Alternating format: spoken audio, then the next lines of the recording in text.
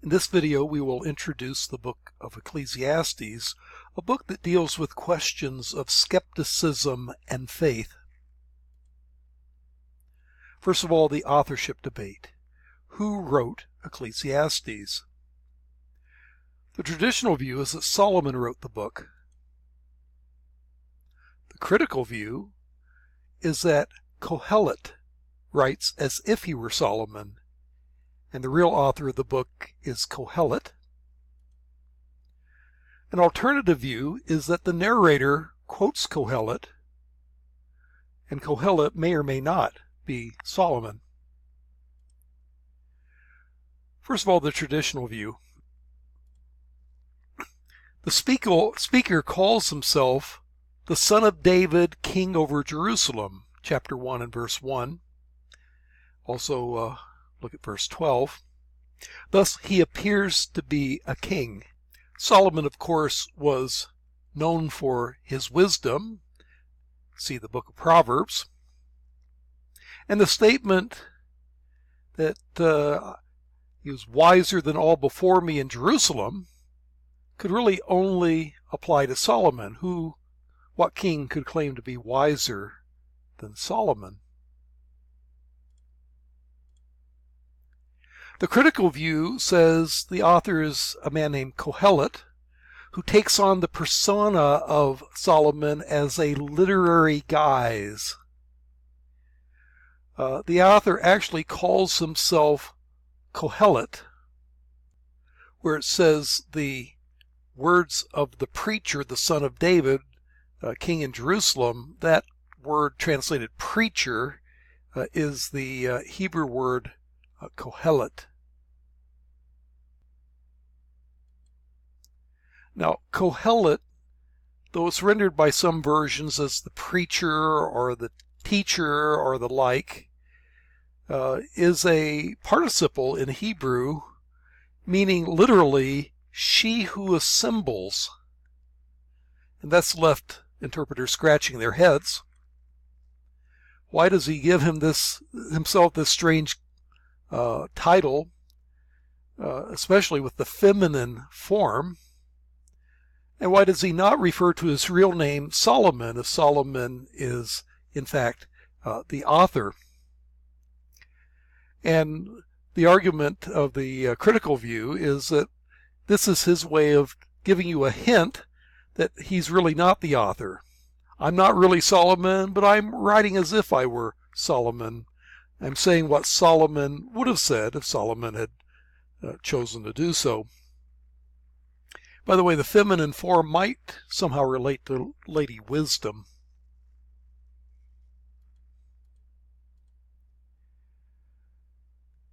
He says, I have acquired great wisdom, surpassing all who were over me, over Jerusalem before me, Ecclesiastes 1:16.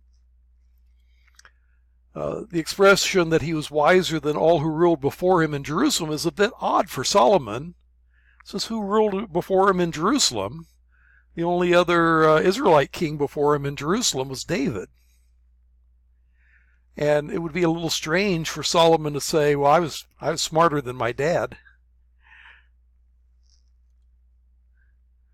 And perhaps this too betrays that this is a literary guise. The alternative view is that the narrator is the author, but that the narrator quotes Kohelet, whether or not Kohelet is Solomon.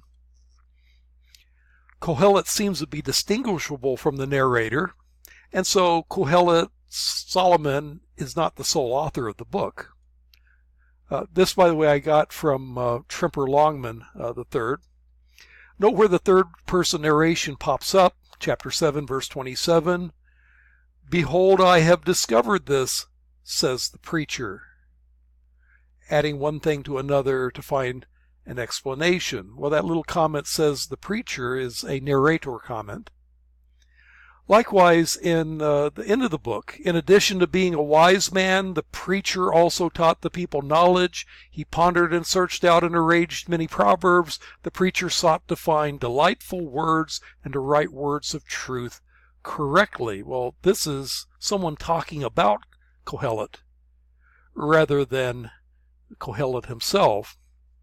And so this view that Longman points out, that the narrator is distinguishable from Kohelet or Solomon, would be an indication that in any case you got to have more than one author, the narrator plus Kohelet.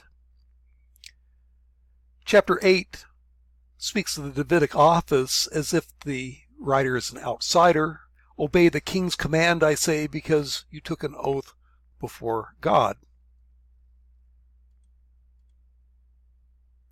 Hence, even if Kohelet is Solomon, the narrator is not Kohelet, but some later author.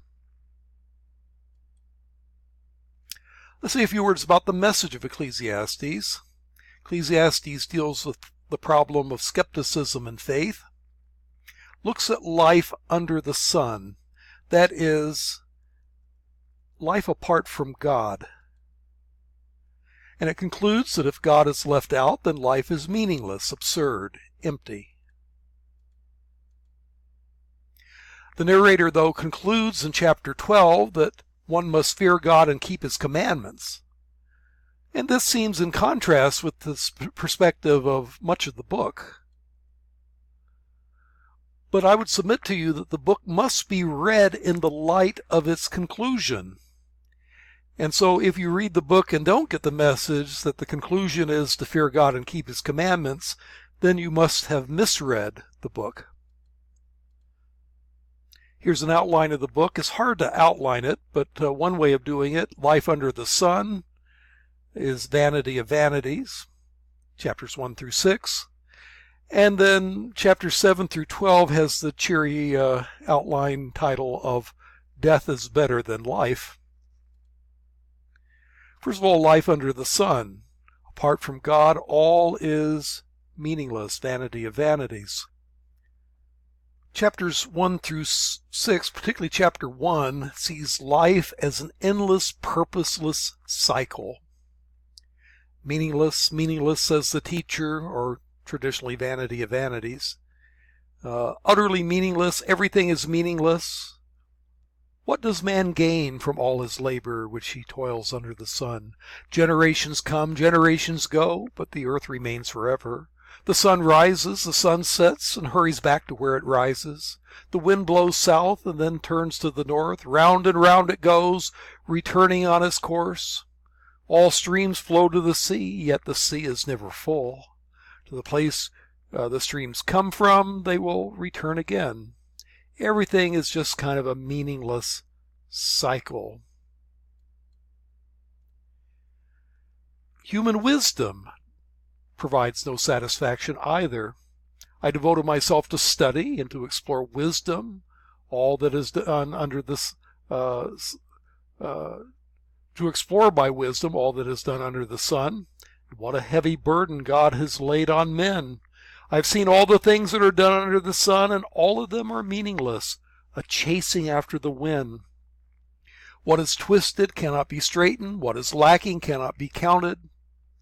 I thought to myself, look, I've grown and increased in wisdom more than all who ruled before me, ruled over Jerusalem before me. I've explored much wisdom and knowledge. And then I applied myself to the understanding of wisdom and also to madness and folly. But I learned that this too is a chasing after the wind. For with much wisdom comes much sorrow. The more knowledge, the more grief. It's almost as if he's saying, the more I know, the more it hurts. Neither does pleasure or work provide true satisfaction. Chapter 2, verse 1, I thought in my heart, come now and I will test you with pleasure to find out what is good. But that also proved to be meaningless. Laughter, I said, is foolish, and what does pleasure accomplish? I tried cheering myself with wine and embracing folly, my mind still guiding me with wisdom. I wanted to see what was worthwhile for men to do under heaven the few days of their lives.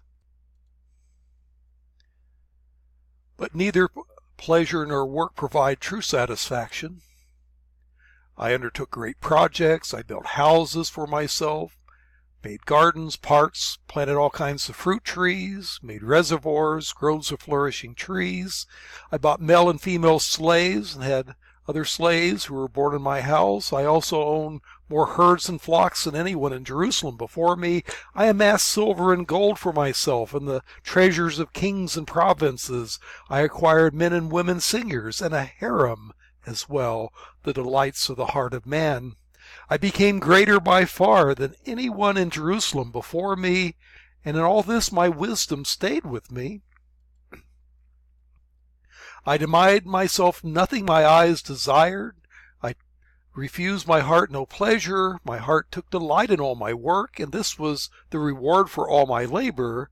Yet when I surveyed all that my hands had done, and what I had toiled to achieve, everything was meaningless, a chasing after the wind. Nothing was gained under the sun.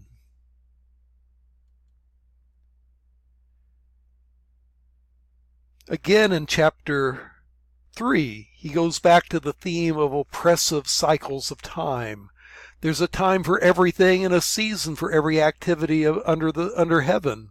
A time to be born and a time to die, a time to plant and a time to uproot, a time to kill and a time to heal, a time to tear down and a time to build, a time for this and that and this and that.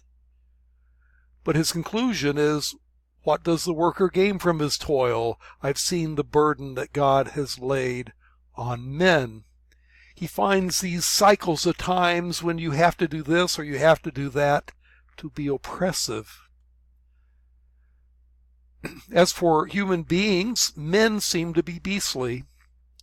I also thought, as for men, God tests them so that they may see that they are like animals, or New American Standard translates it that they are but beasts. He looks out on life and sees oppression, but he also sees that the oppressors often get away with it.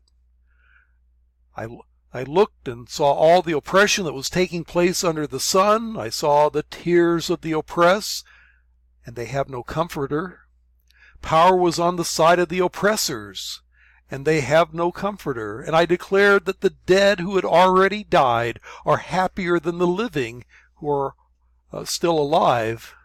But better than both is he who has not yet been, who has not seen the evil that is done under the sun. And I saw all the labor and all the achievement spring from man's envy of his neighbor, and this too is meaningless, a chasing after the wind. He mentions that money never satisfies. Whoever loves money never has money enough. Whoever loves wealth is never satisfied with his income. This too is meaningless. As goods increase, so do those who consume them. And what benefit are they to the owner except to feast his eyes on them? The sleep of the laborer is sweet, whether he eats little or much, but the abundance of the rich man permits him no sleep. He stays up at night worrying about his wealth. In any case, wealth is lost at death or can be lost by misfortune.